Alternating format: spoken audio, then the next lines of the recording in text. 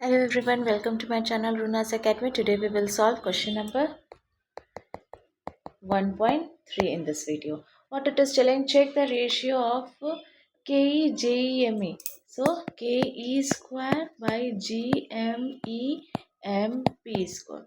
तो ये क्या होता है, ये अगर दो इलेक्ट्रॉन है, ठीक है, एक इलेक्ट्रॉन नेगेटिव में है, एक इलेक्ट्रॉन भी नेगेटिव में है, ठीक है, दोनों के बीच का डिस्टेंस r है।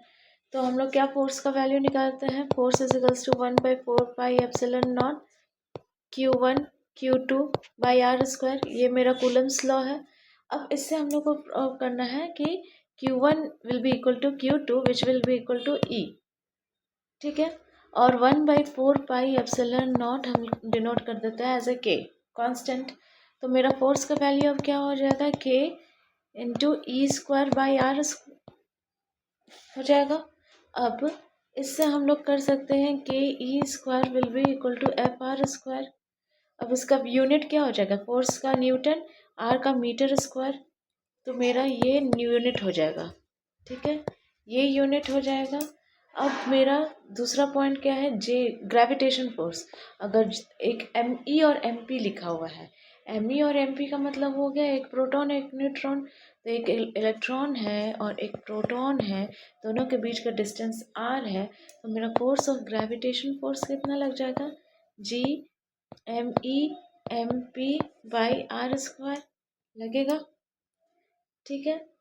अब इसमें से मेरा G M E M P का वैल्यू क्या आ जाएगा, फोर्स इंटू आर स्क्वायर। तो इसका भी यूनिट मेरा क्या हो जाएगा, न्यूटन मीटर पर स्क्वायर। ये मेरा यूनिट हो जाएगा। दोनों का यूनिट समझ में आ गया। तो अब हम रेशियो निकालेंगे। रेशियो क्या होगा, K E square by G M E M P का स्क्वायर निकालना है। तो इसका क्या होगा, एन मीटर स्क्वायर, और इसका भी एन मीटर स्क्वायर।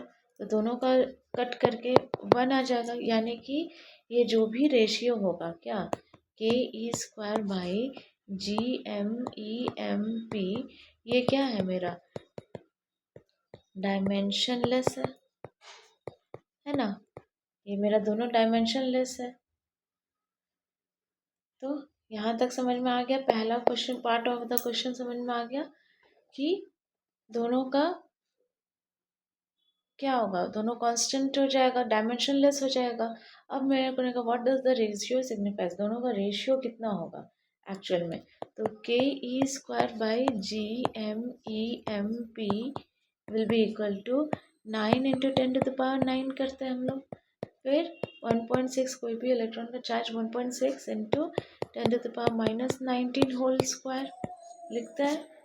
अब ग्रेविटेशन फोर्स से लिखेंगे 6.67 इंटू 10⁻11 लिखेंगे, इंटू 9.1 इंटू 10⁻31।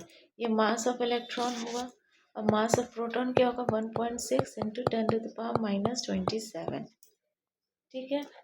इसको सॉल्व करेंगे तो तुम्हारा वैल्यू आ जाएगा 2.287 इंटू 10⁻39, ठीक है। किसका वैल्यू, के ई स्क्वायर और G M E M P का स्क्वायर मेरा आ जाएगा ये वैल्यू। इसको हम लोग कह सकते हैं F E by F G will be equal to 2.287 into 10⁻39, okay. अब इससे हम ये भी निकाल सकते हैं कि F E equals to 2.28 into 10⁻39 F G लिख सकते हैं।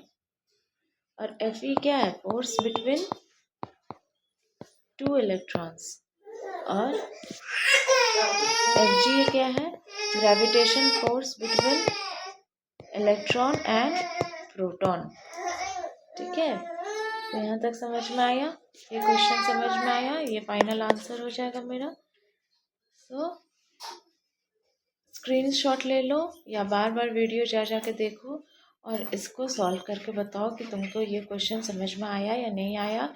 If any doubt is there, any problem is there, do comment on my video so that I will be able to understand that yeah, you are having some doubt in this. Okay, thank you. I will connect with you in the next video or the next question. Thank you everyone.